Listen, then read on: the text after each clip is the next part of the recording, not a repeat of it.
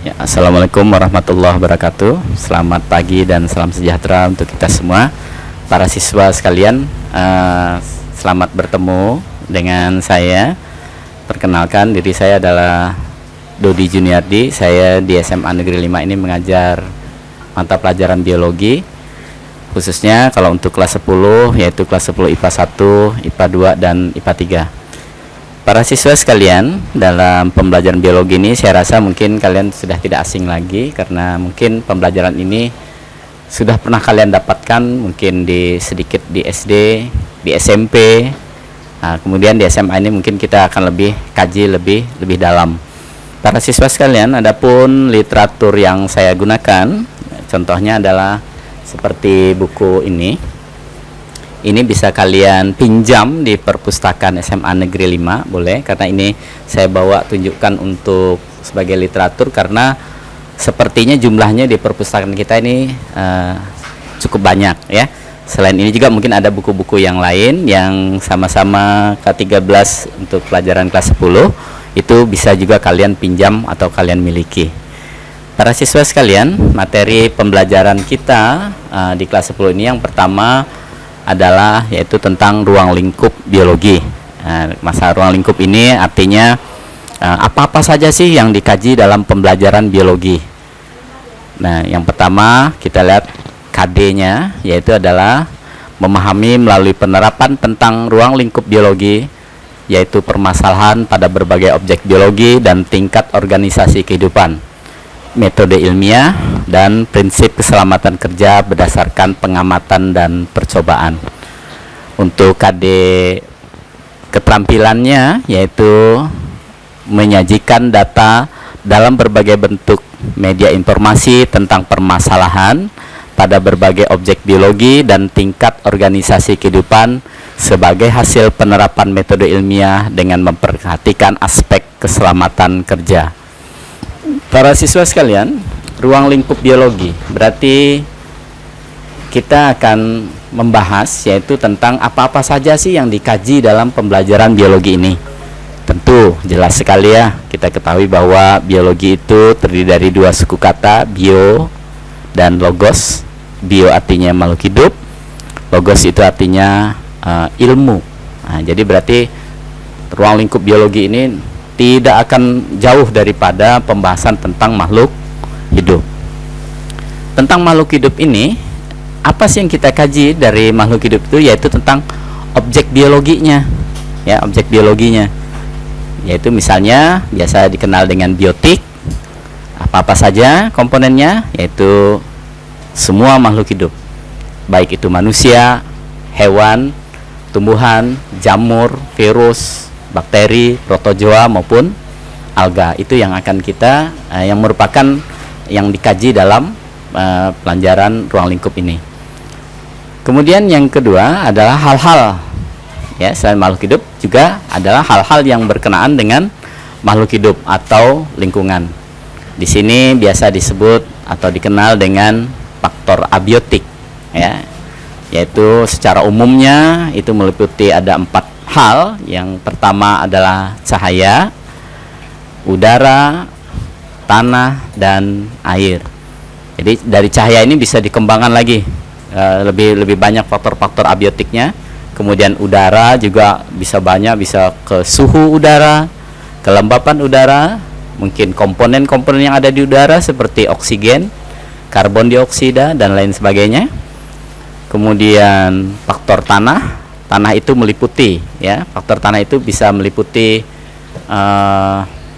pH tanah, nutrisi tanah, ya, zat hara pada tanah, unsur-unsur hara pada tanah. Kemudian juga kesuburan, ya, tingkat kesuburan tanah. Kemudian yang keempat adalah air. Nah, jadi air ini komponen umum juga, bisa meliputi kandungan-kandungan mineral dalam air. Misalnya ada zat-zat yang dapat mempengaruhi misalnya keasaman tanah, kemudian kesuburan tanah. Nah, itu semuanya terlarut dalam air.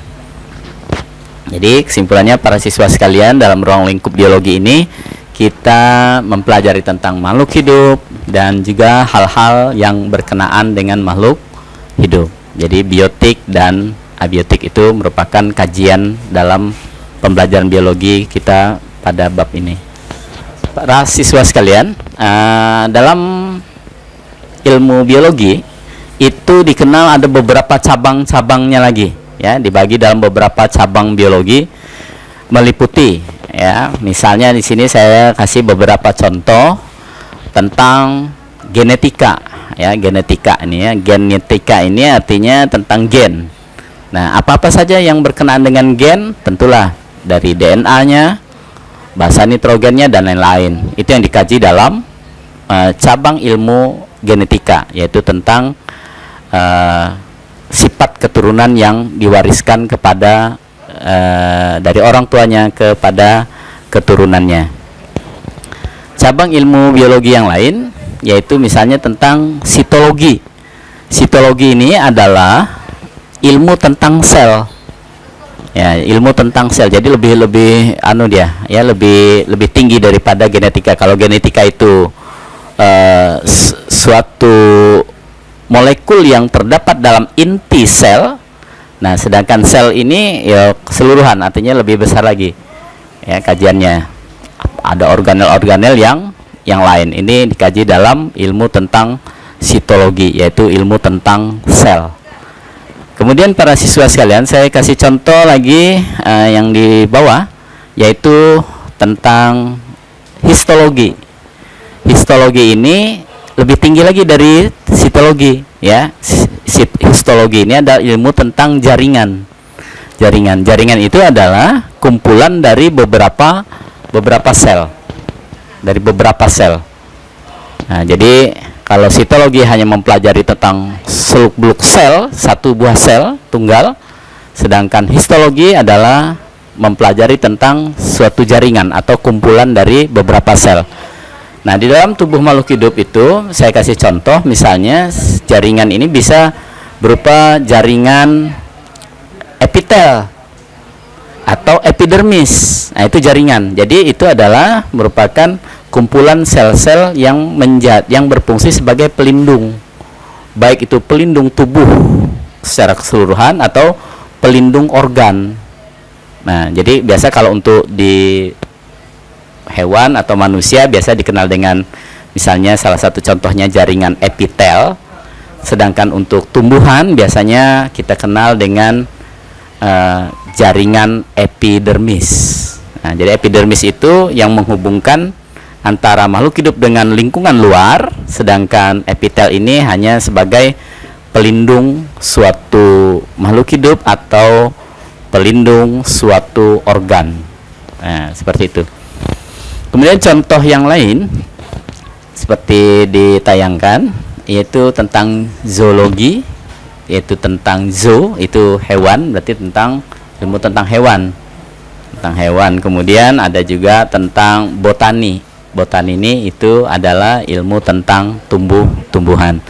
Masih banyak lagi para siswa sekalian cabang-cabang ilmu biologi ini. Kalau kita lihat di literatur mungkin bisa sampai puluhan cabang ilmu biologi, ya. Misalnya ada ilmu tentang bakteri, bakteriologi, tentang virus, virologi, misalnya tentang kesehatan lingkungan, tentang sanitasi, itu juga termasuk cabang-cabang ilmu biologi. Nah, cabang-cabang ilmu biologi ini boleh kalian cari sebanyak-banyaknya. Semakin banyak kalian tahu tentang cabang-cabang ilmu biologi ini, kalian akan semakin lebih banyak pengetahuannya. Nah, seperti itu. Nah, di dalam tayangan kita ini saya hanya mengasihkan beberapa contoh saja. Sebenarnya ini banyak sekali. Tinggal kita cari literaturnya. Silahkan mau menggunakan literatur buku atau kita ngambil dari internet, boleh dari Google. Silahkan kita buka, masukkan cabang ilmu biologi, itu akan keluar, ya, bisa sampai puluhan cabang-cabang ilmu biologi. Boleh kita koleksi, kita dokumenkan sebagai catatan di buku kita masing-masing, ya. Itu para siswa sekalian, jadi kita sudah tahu sekarang apa itu cabang-cabang dari biologi. Selanjutnya para siswa sekalian, selain cabang-cabang biologi, saya akan menyampaikan di sini tentang objek dan permasalahan biologi. Jadi di sini ada objeknya apa, lalu permasalahannya apa. Nah, kalau kita lihat objek ini, sepertinya objek ini seperti tingkatan, mulai dari kecil sampai ke yang paling besar itu bisa kita sebut tingkatan, artinya tingkatnya menaik. Nah, kalau dalam biologi artinya tingkatan-tingkatan dalam makhluk hidup tersebut. Nah, seperti kita ketahui bahwa makhluk hidup itu memiliki tingkatan yang paling kecil sekali, yaitu molekul, kemudian sel, kemudian jaringan, organ, sistem organ, organisme, populasi, komunitas, ekosistem, bioma maupun biosfer. Nah, ini adalah tingkatan-tingkatan atau objek-objek biologi. Para siswa sekalian, lalu bagaimana halnya dengan permasalahan? Nah, permasalahannya kita bisa lihat nanti, yaitu apa sih masalah pada molekul seperti itu? Apakah masalah pada sel? Apakah masalah pada jaringan dan seterusnya? Jadi semuanya kita kaji dalam pembelajaran objek dan permasalahan biologi. Kita lihat di sini para siswa sekalian, sebagai contoh sedikit saya sampaikan, misalnya untuk objek tingkat molekul, yaitu bahwa molekul itu adalah senyawa penyusun sel. Jadi sel tubuh kita itu yang merupakan suatu unit terkecil penyusun makhluk hidup itu sebenarnya itu disusun oleh molekul-molekul. Ya, mungkin kalian tahu bahwa tubuh kita ini ada protein, ada karbohidrat, ada lemak. Nah, itu kan semuanya menyusun tubuh kita. Tubuh kita itu adalah sel. Berarti senyawa-senyawa atau molekul-molekul tersebut adalah termasuk dalam penyusun sel. Di dalam sel, selain daripada ada molekul protein, lemak, dan protein, juga di dalam sel itu terdapat organel sel. Ya, misalnya dalam inti itu ada DNA, ada RNA, kemudian di luar inti sel ada Golgi, ada mitokondria.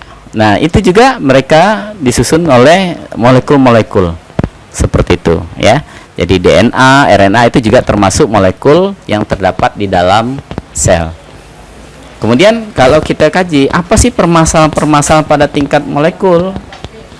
Misal saya ambil contoh, misalnya ada orang mengalami kelainan genetis, misalnya ya. Nah, ini kelainan genetis, sifat bawaan, suatu penyakit bawaan. Ini karena itu menyangkut masalah DNA yang salah kode, itu termasuk kajian, ya, suatu permasalahan dalam tingkat molekul. Nah, seperti itu. Jadi objeknya molekul, permasalahannya misalnya adalah yang dikaji pada tingkat ini adalah mungkin masalah kelainan yang diwariskan kepada turunan. Nah, itu salah satu contohnya. Yang kedua, sel. Sel itu unit terkecil penyusun makhluk hidup.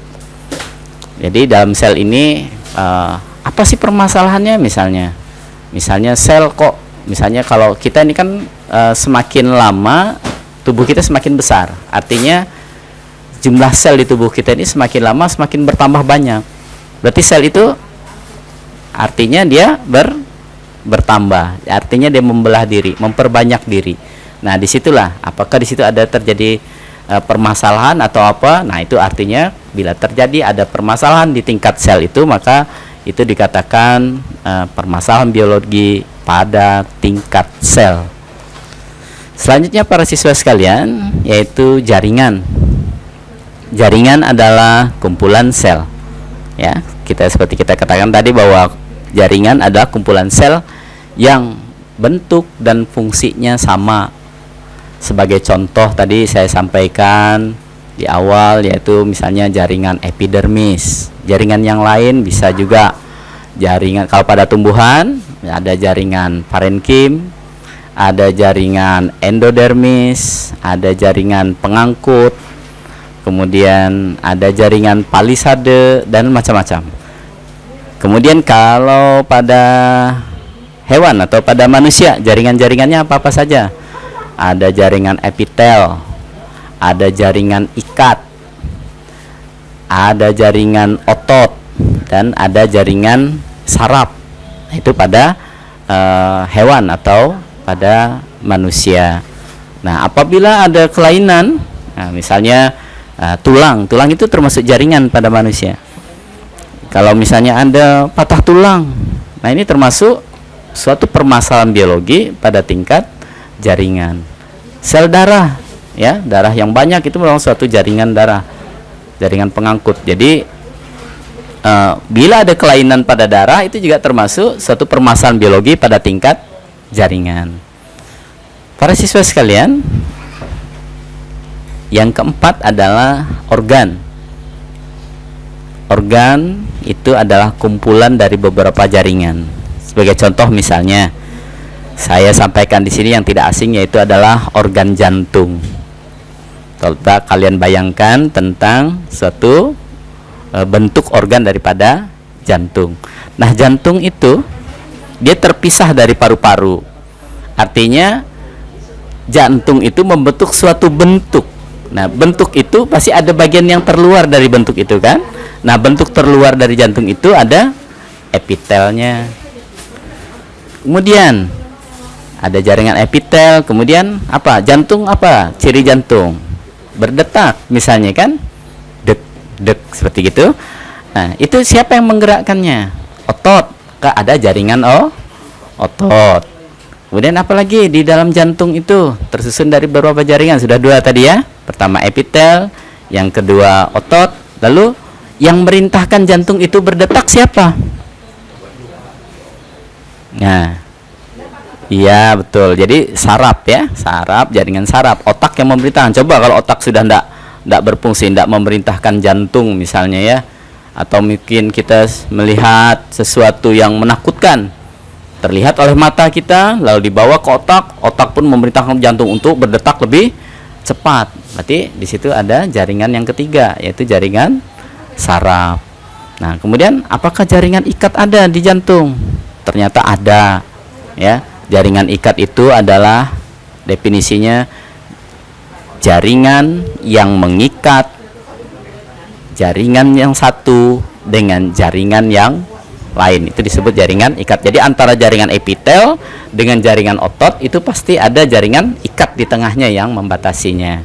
Nah, tentang masalah-masalah otot, masalah jaringan ikat, masalah itu tidak usah kalian pusingkan, karena bukan dikaji di kelas 10 ini.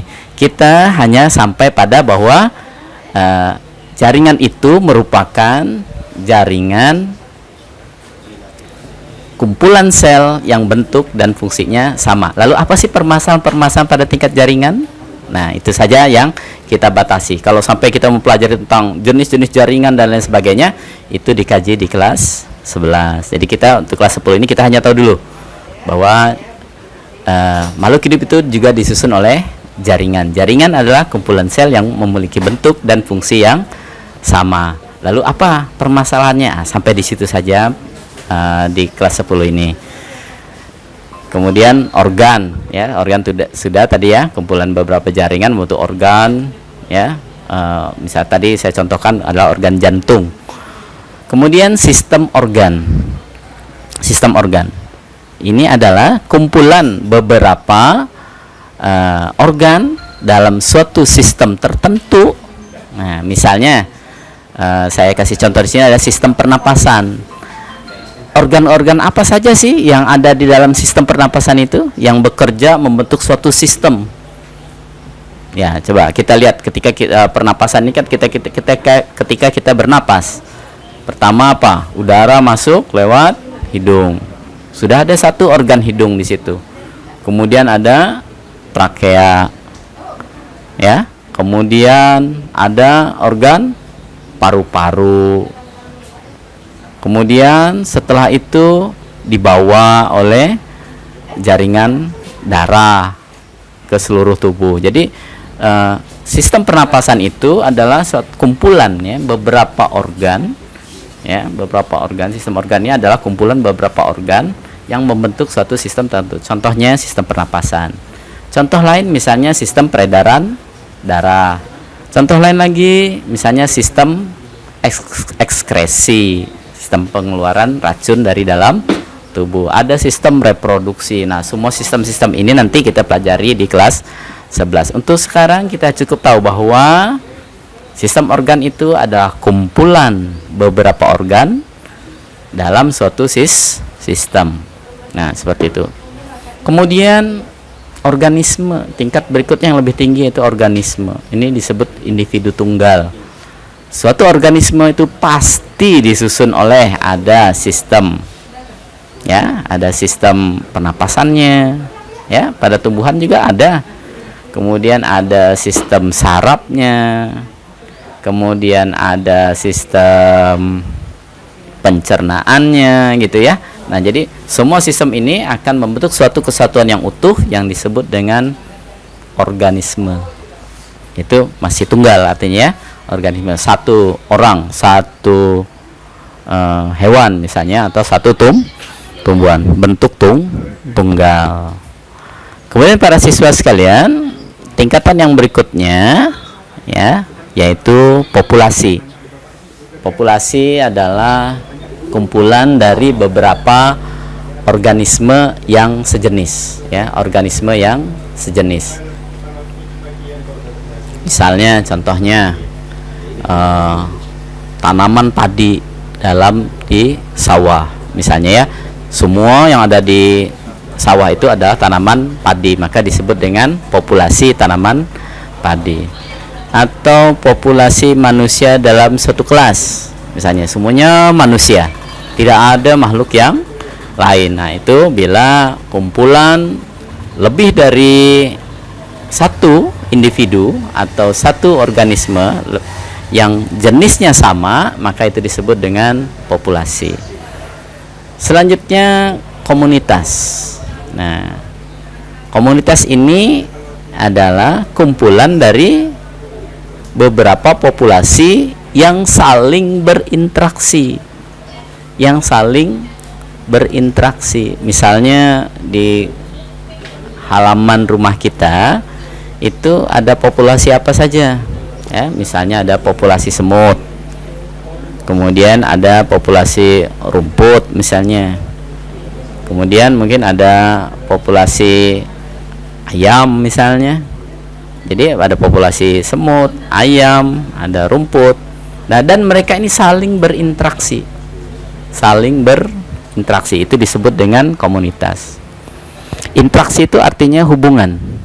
Mereka saling berhubungan enggak? Antara misalnya ayam dengan rumput, ada enggak hubungannya? Hubungan itu bisa hubungan predasi misalnya, saling memakan, atau hubungan parasitisme, saling merugikan ya, dan lain-lain.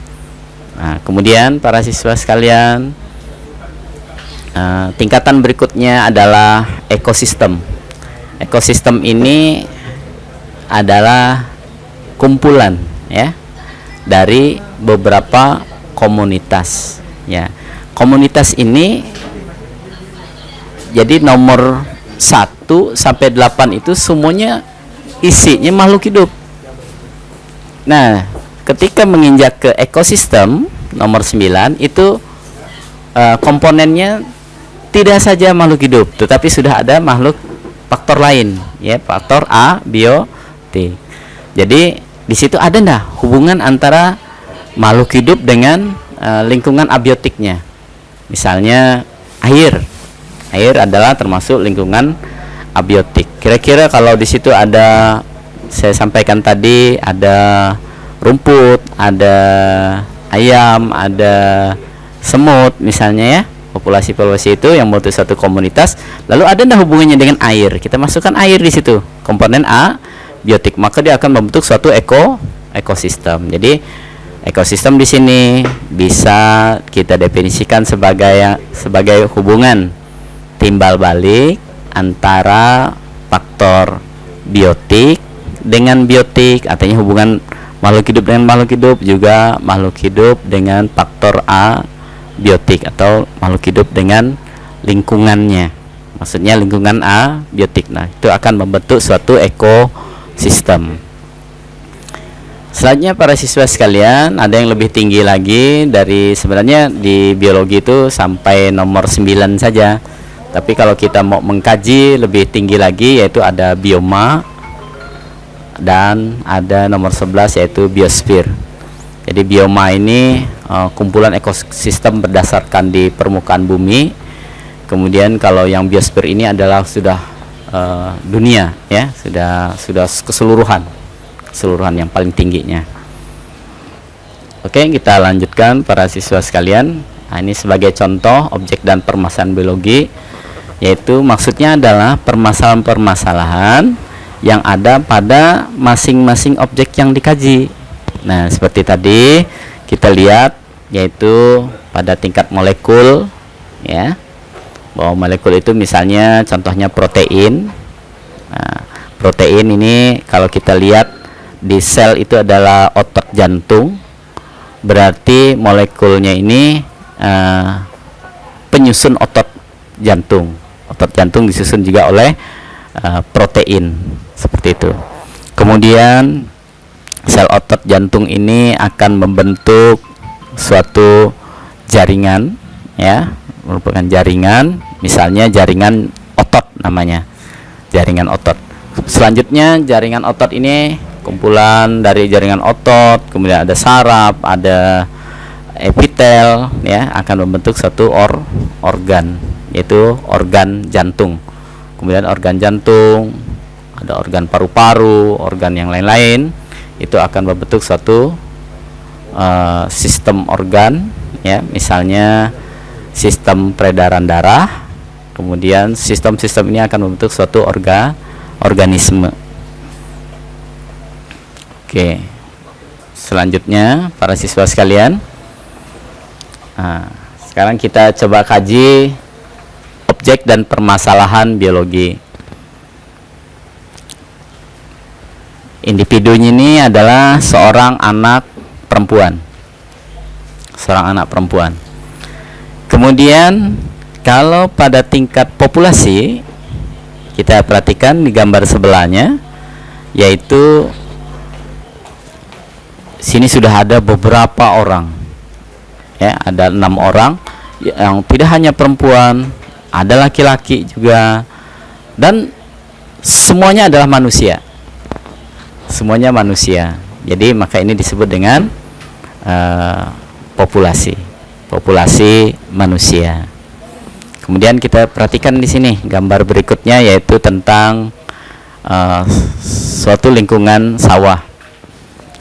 Di sawah di sini kita lihat ada populasi manusia, hewan, ada tumbuhan, ya. Kemudian yang saling berinteraksi membentuk suatu komunitas. Komunitas ini kemudian berinteraksi dengan faktor-faktor abiotik, misalnya ada suhu, ada intensitas cahaya, ada pH tanah, kelembapan, dan seterusnya. Dia akan membentuk suatu ekosistem sawah.